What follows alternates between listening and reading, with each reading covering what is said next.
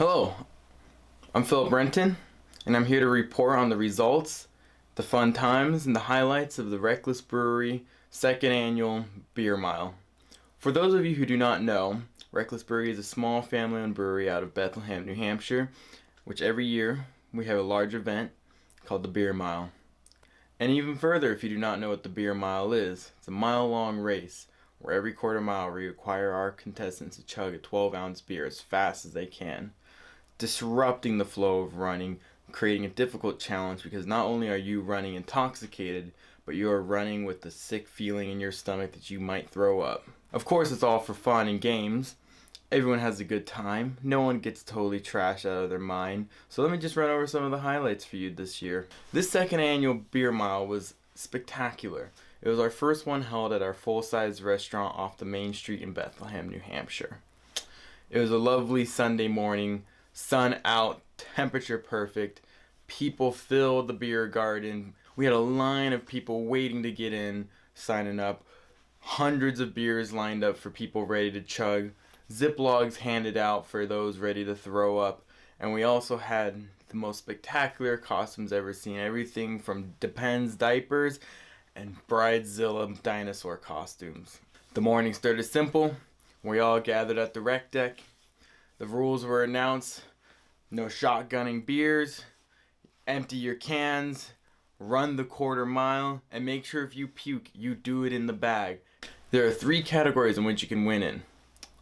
You can win in the fastest runner. That means you completed the beer mile in the shortest amount of time. You can win in the category of best costume. This means you showed up and with the best costume. You blowed the judges away. The crowd loved it. And third, but not least, you can win for puking more than anyone else.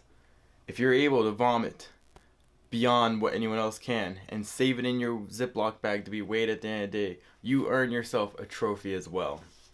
Once Ian, the head brewer, had announced that he had said everything he needed to say and the whistles were off, we had everyone running.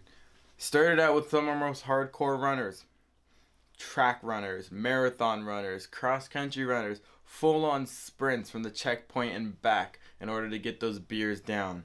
That first beer, it looked easy for a lot of people and they got it down. After that second run though and back to the second beers, that's where we started seeing people fall apart. A lot of breathing, a lot of shaking, people were just ready to throw up. A lot of just uncomfortable faces. It was a moment not to be forgotten.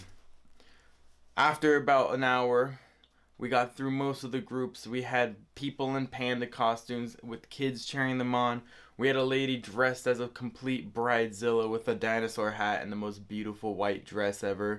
She ran the whole way. We had people from all the way down south of Boston to all the way north of Conway. It was everyone and it was a blast. After all 4 beers and all 4 sprints were crushed, it was time for the rewards. Ian, our brewmaster, rubber gloves on hand, ready to weigh those vomit bags. Marlena Renton, my mom and owner of the brewery, with her trophies, her gold beer shoe trophies ready to go. Our long-standing champion had won again. A great cross-country runner who loves to train for this event came in first place again.